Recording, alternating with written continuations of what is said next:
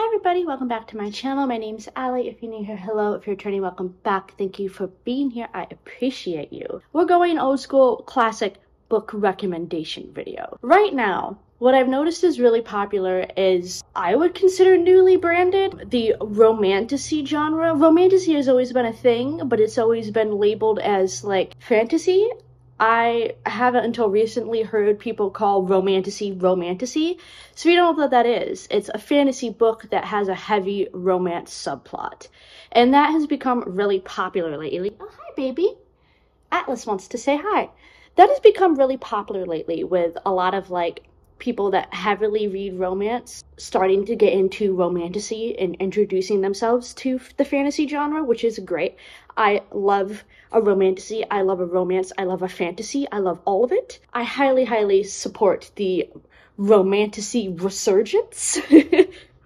So I figured I would give you guys a whole video of just my favorite Romantacy recommendations. So if you're someone that primarily reads romance and you're trying to get into fantasy, hopefully there's some books for you. Or if you already are a fantasy reader and you love Romantacy, hopefully these are some new ones that you haven't read yet. And most of these that I'm recommending are series. There's not a lot of standalones, but a lot of them are completed series. There are a couple that are like just starting or ongoing, but for a fair amount of them are completed series. First, I want to start with the Dark Elements series, otherwise known as the White Hot Kiss series by Jennifer L. Armentrout. These books, I think, are very much romantasy, but they're also really great for people that are primarily romance readers that want to get into fantasy.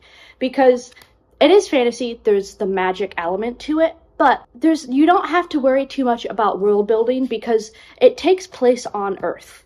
Like, it's normal human lives with fantastical elements happening on Earth and like human. So you have to learn maybe the magic and the magic system. You don't really have to really worry about world building because it's the world we already live on. Like, the opening line for the first book, White Hot Kiss, the first sentence is, "There was a demon in McDonald's." Like, you don't have to worry about world building in any way, which I think is really good for people that haven't had the experience of fantasy world building. But even if you are a fantasy person, you don't have to worry about world building. You can get right in and focus on romance. This book, this whole series, I talked about a lot when I first started this channel. I haven't talked about it in a while, so this gave me an opportunity to bring it back up again. And if you give me an opportunity to talk about this series, I'm gonna take it because it's incredible. So one of the other series that I'm gonna talk about later is the Kingdom of the Wicked trilogy. This came out before that, and it is the blueprint for this. If you are someone that liked the Kingdom of the Wicked trilogy, you will love this series. It's much more YA. It's not as spicy. It's a little spicy, but not as spicy as Kingdom of the Wicked. Kingdom of the Wicked is like this, but more adult, spicy levelness. So Kingdom of the Wicked is hell and demons. This follows the same thing. The overarching like magic system of this is like demons and angels instead of Kingdom of the Wicked where it's like demons and witches. So Layla is raised by angels, but she has demon powers. She meets one of the princes of hell, Roth, instead of Wrath.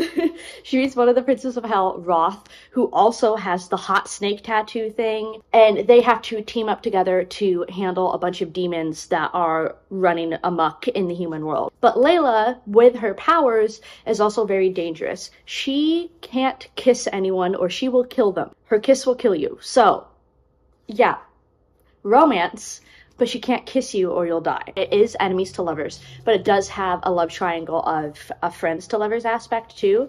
But it's 3 books. It's incredible. It's not talked about enough. And Jennifer L. Armentrout has written so many popular series. So if you're someone that wants to start into romantasy, but you don't know where to start and you've primarily been a romance reader, I really think this is a nice, easy place to start.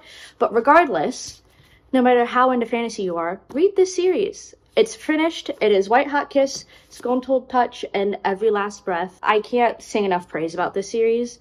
If you haven't read it yet, please go do it, for the love of God. And since we just talked about it, I will get right into the Kingdom of the Wicked series. Like I said, this is more of an adult version of White Hot Kiss, the Dark Element series. This one is a Fairy Loot exclusive, so it looks a lot fancier than these two, but this is a trilogy. It is now completed. This follows Wrath and Amelia. Wrath is one of the 7 demon princes of hell. Amelia is a witch. And the storyline of this is Amelia's sister goes missing and she needs to summon Wrath and have him help her figure out what happened to her sister. So it's kind of like a murder mystery type thing. Enemies to lovers, Romantasy. Very good.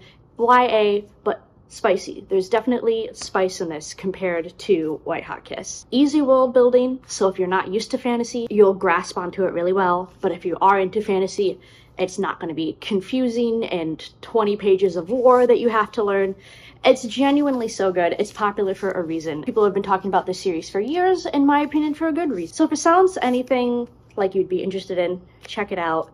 It's incredible. Which then brings us to one of my most recent reads, a spin-off of Kingdom of the Wicked, Throne of the Fallen. This is, I think it's just going to be a standalone. I don't think that it's going to be another series, but Carrie Maniscalco is taking other characters and doing books on all of them. So with Kingdom of the Wicked, there's 7 Princes of Hell. Those first 3 books follow Wrath. This is a spin-off that follows Envy, one of his brothers. So I think she's trying to do a book for every prince, but I don't think it's going to be like 3 books for every prince. So it's the same world, just different characters. You don't have to read Kingdom of the Wicked to read this. I think if you do, and then you go back, you might get a couple spoilers from this, but nothing like life-altering where you won't enjoy the series. Devil Princes of Hell thing, this follows Envy. He is losing power to his court. He's been cursed, and he has to go on this really messed up treasure hunt, kind of, to find everything that he needs to break this curse and fix his dying court, where he meets Camilla, who is a human artist. He needs her to commission a painting for him that he needs to help break this curse. Enemies to lovers, you gotta figure out what's in it for the both of them to make this deal and work together. It was very good. It goes along the same world, but it's separate. So if you want to maybe learn about the world, but you don't want to commit to 3 books, maybe try this one first. But regardless, if you haven't read it yet, check it out. We're getting away from this kind of everything seems kind of connected. We're on to 3 just completely separate series. So what I'm recommending next, if you read anything from this video, please let it be this book. I cannot express how much I love this book. It is the first book in a series. It's just started. The second book doesn't come out till like summer of 2024, and I want to die waiting that long. It was a 5-star halfway through. It's incredible. It has me in a chokehold. I think about it constantly. I'm currently holding 3 versions of the same book because I love it that much that I wanted to get 3 versions of the same book. And that is Powerless. This book is insane. It is YA. It is not spicy. The most that happens in this book is kissing. So if you are a romance person that wants fantasy, but you don't want spice, you've never been a spice person, this is for you. If you want to take a break from the spice, this is for you. I love spice in a book, but do I love book without spice? Yes, because the tension and the banter in this book is unlike any other. It is insane. It drives me up a wall. The amount of annotation, I didn't even bother putting sticky notes on it because I would have sticky noted every other sentence. The amount of annotation in this book is insane. This book has me in a chokehold. Please, for the love of God, read it.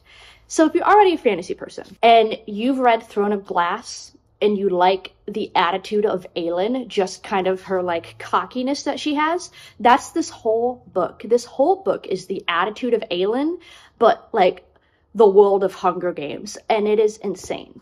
I would compare this with Hunger Games, Red Queen, and Throne of Glass. It's incredible. This world, Peyton is our main female character. There was this disease that wiped out a giant population of the kingdom. But those that survived this disease got special powers, like they can read minds, or they can like avatar bend fire and air and all that. With these new powers came a caste system. So depending on what power you have, you're higher or lower class. Peyton survived this disease and got no powers. She is an ordinary living in a world of elites with magical powers. And if anybody knows that she is ordinary and doesn't have powers, she will be killed. So she, her whole life, has been faking a power. She is pretending to be psychic, where she can, like, read the future with her magical crystal ball, but it's all fake. Nothing is true. She's living in the slums, no family, orphaned, living with her best friend. And one day on the streets, while she's stealing money, ends up saving one of the crown princes, Kai. And Kai, one of the crown princes, is also like the head of their military, like, executioner guy, big bad angry man. He is the person that would be sent to kill her if Peyton is found to be ordinary. She saves him in the market with her fake powers, and he's like, okay, I love you. And she gets put into these trials. The trials are like the top 6 best of the best people with powers competition to basically win the king's favor. So she is thrown into this literally life or death competition with 5 of the strongest power wielders on the planet, while she has 0 powers. It's enemies to lovers with Kai, and there's also kind of a subplot romance with another character, a little bit of a love triangle, but the banter in this book is insane.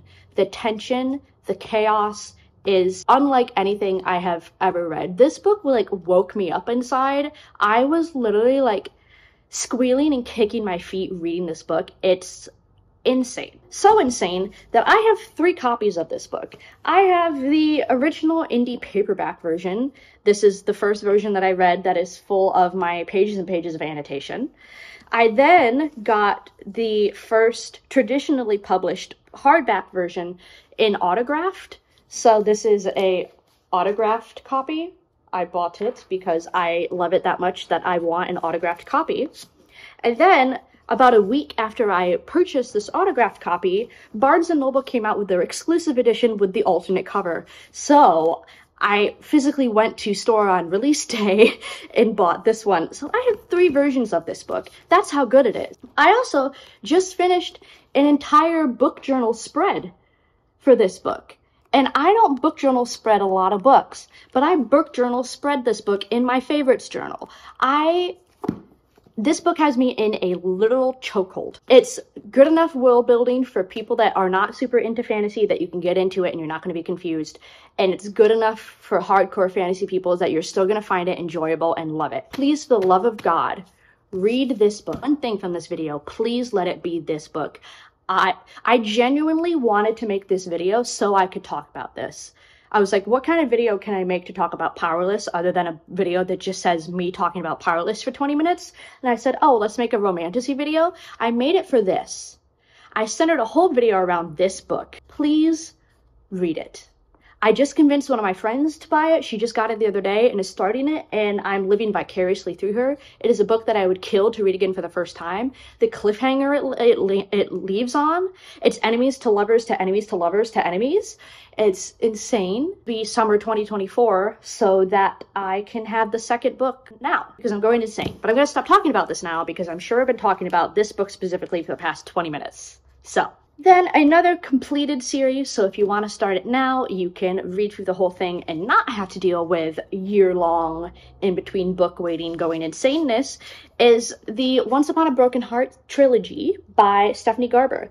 Stephanie Garber wrote the Caraval series, which is super popular. It was never my particular favorite book. I didn't end up finishing the Caraval series, but it's a lot of people's favorite books, and I understand why. And to my knowledge, the main male character of this series gets introduced in the Caraval series, but I wouldn't know because I didn't finish it.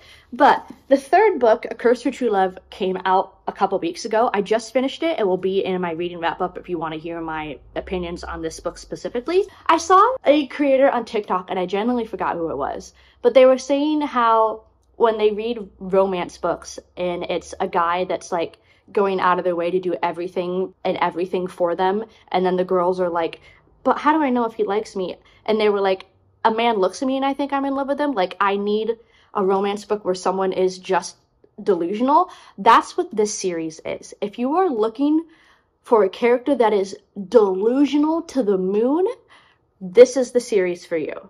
I too sometimes get frustrated with romance books where the man is like literally professing their love to their face and they're like, but what? How do I don't think he likes me. Sometimes I also get like, what the fuck? This is delusional romance to a T. Evangeline is the most delusional girl I have ever read about in my entire life. If you want delusion, read this series. Evangeline is delusional. She is in love with a man that is not in love with her and ends up marrying her sister. Convinced that the only reason that this man married her sister is because he was cursed and forced to, that he has to love her. There's no way that he would choose her sister over him because they're true love soulmates. They have to be together. So she makes a deal with Jax, who is like kind of like a god. He's almost like a kind of a mischief god. He's the Prince of Hearts. He is kind of like a Cupid, magical guy. She makes a deal with him to try and break this supposed curse on her true love that has married her sister. Jax knows that she's delusional and this man doesn't like her, so he makes a deal with Evangeline where 3 kisses, 3 debts that he can call into favor at any time. And it leads them on this crazy, magical, fantastical journey. Enemies to lovers, YA, not spicy. There's kissing a little bit more, but it's kind of like fade out, closed door type spice. So nothing too awful. It has a really fun magic system, and it's just the epitome of delusional romance. So there's 3 books. They are completed. I just finished the 3rd one. I am obsessed with Jax. He is one of my all-time favorite characters. I love him. I am 100% making a journal spread for these books. If it gets a journal spread, it's a good book, and these are getting one. And it's completed. So you can read it now, and you don't have to freak out and worry about it. But yeah, I don't know. Please read them, for the love of God. And then last but not least, the series that I think started the romantasy genre, that really got people talking about people that read romance getting into fantasy, is the Fourth Ring series. I feel like this is where romantasy really started. For whatever reason, Fourth Ring really got a lot of strictly romance readers to start reading fantasy, and that's great. I love to see people branch out in their reading. Is this the book that I thought would do that? No. Because sometimes I feel like Fourth Ring is a lot more world heavy. It is a lot more like politics and schooling heavy. It's more academia heavy than it is romance. So it's like, hey, I'm glad that this book opened people up to a new genre, but I was also kind of surprised that this is the one that did it.